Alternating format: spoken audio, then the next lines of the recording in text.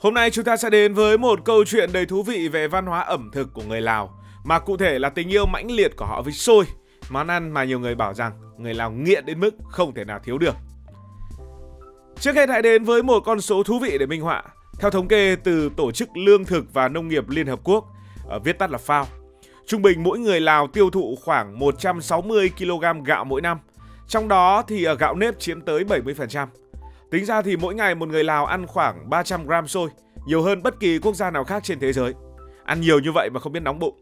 Đây là con số cao nhất thế giới về lượng tiêu thụ gạo nếp trên đầu người. Tất nhiên là vượt xa những nước láng giềng như là Thái Lan hay là Việt Nam chúng ta. Vậy nên bảo người Lào mê xôi nghiện xôi thì cũng không có gì là quá. Nhưng tại sao người Lào lại mê món xôi đến như vậy? Trước tiên để hiểu tại sao người Lào yêu xôi mê xôi đến như thế thì chúng ta cùng trở về với khung cảnh thiên nhiên của đất nước Lào, đất nước hàng xóm và anh em của Việt Nam. Lào là một quốc gia không giáp biển, nằm lọt thỏm giữa bán đảo Đông Dương, với hơn 70% diện tích là đồi núi và cao nguyên. Phía đông của Lào thì giáp với Việt Nam, phía tây chính là Thái Lan, phía nam là Campuchia, còn phía bắc thì chạm với Trung Quốc và Myanmar. Với địa hình như vậy, Lào có những cánh đồng lúa trải dài dọc theo sông Mekong, dòng sông mẹ nuôi sống cả vùng đất này. Đặc biệt, loại lúa chủ đạo ở đây là lúa nếp, chiếm tới 85% sản lượng lúa gạo của cả nước, theo chính số liệu từ Bộ Nông nghiệp và Lâm nghiệp Lào.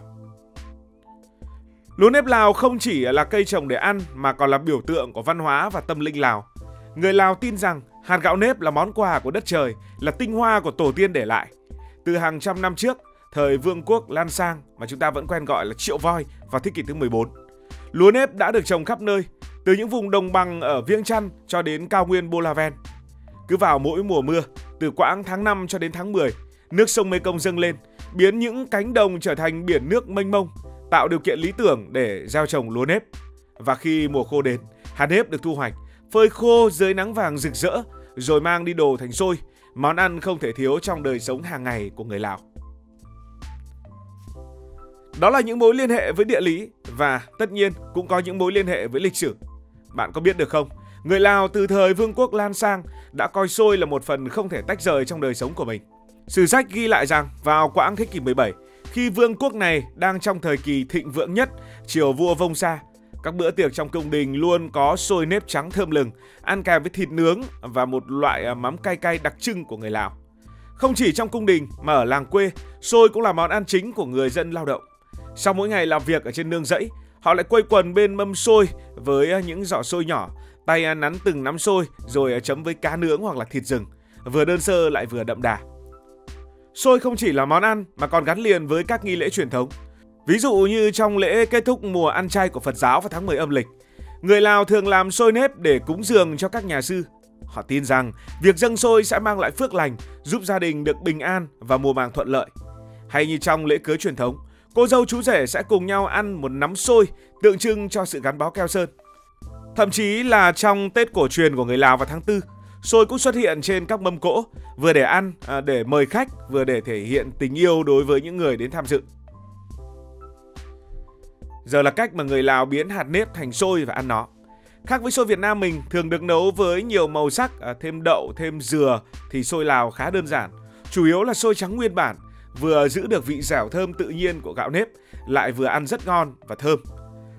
Họ ngâm nếp qua đêm, thường từ 6 đến 8 tiếng, rồi cho vào một cái giỏ tre để đồ trên nồi nước sôi.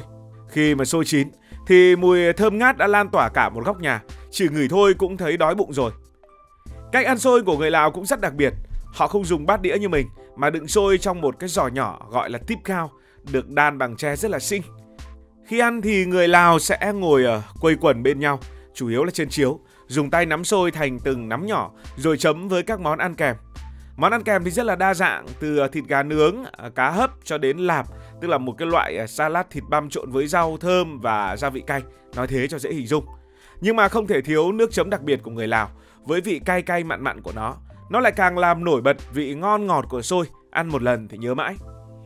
Một điều thú vị nữa là người Lào rất sạch sẽ khi ăn xôi.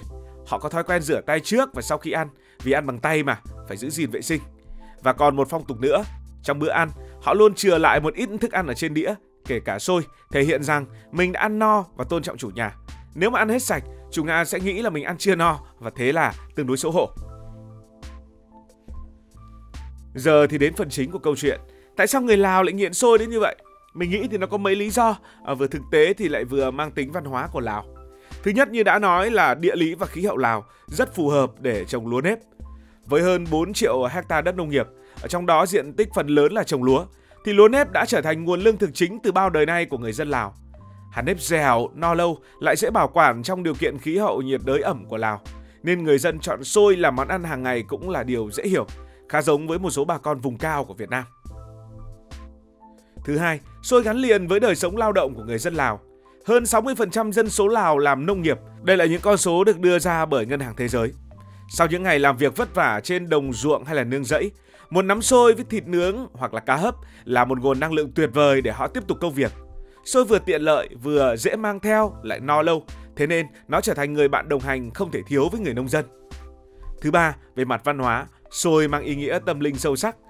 Phật giáo Tiểu Thừa là tôn giáo chính của người Lào, ảnh hưởng đến mọi mặt của đời sống. Trong các nghi lễ Phật giáo, xôi luôn được dùng để cúng dường, làm cầu nối giữa con người và thần linh. Ngoài ra, xôi còn là biểu tượng của sự gắn kết gia đình và cộng đồng. Trong các dịp lễ hội hay đám cưới, đám ma, người Lào thường cùng nhau ngồi ăn xôi, vừa ăn vừa nói chuyện, tạo ra một không khí ấm áp và thân tình. Ngày nay, với sự phát triển của du lịch và giao lưu văn hóa, xôi Lào vẫn giữ được vị trí quan trọng nhưng cũng có những thay đổi thú vị. Ở những thành phố lớn như là Viêng Chăn hay là Luông Pha Bang, bạn có thể thấy nhiều quán ăn phục vụ xôi với những phong cách hiện đại hơn như là xôi chiên giòn hay là xôi ăn kèm salad theo kiểu của Tây. Nhưng ở các làng quê, xôi vẫn giữ nguyên nét truyền thống của nó, vẫn được đồ ở trong giỏ tre, ăn bằng tay và chấm với những món ăn dân dã. Một số liệu rất thú vị, đó là theo báo cáo của Bộ Du lịch Lào vào năm 2022, và cho đến giờ con số này mình tin rằng vẫn đúng. Hơn 90% du khách quốc tế đến Lào đều muốn thử xôi ít nhất là một lần. Và 70% trong số họ nói rằng, đây là món ăn ấn tượng nhất trong chuyến đi. Điều này cho thấy sức hút của xôi không chỉ nằm ở hương vị mà còn ở câu chuyện văn hóa đằng sau nó. Như vậy là chúng ta đã đi xong câu chuyện về tình yêu của người Lào đối với xôi. Qua hành trình từ cánh đồng lúa nếp đến mâm cơm gia đình, từ những nghi lễ linh thiêng đến đời sống hàng ngày, có thể thấy xôi không chỉ là một món ăn mà là cả một di sản văn hóa, một biểu tượng của kết nối và sẻ chia.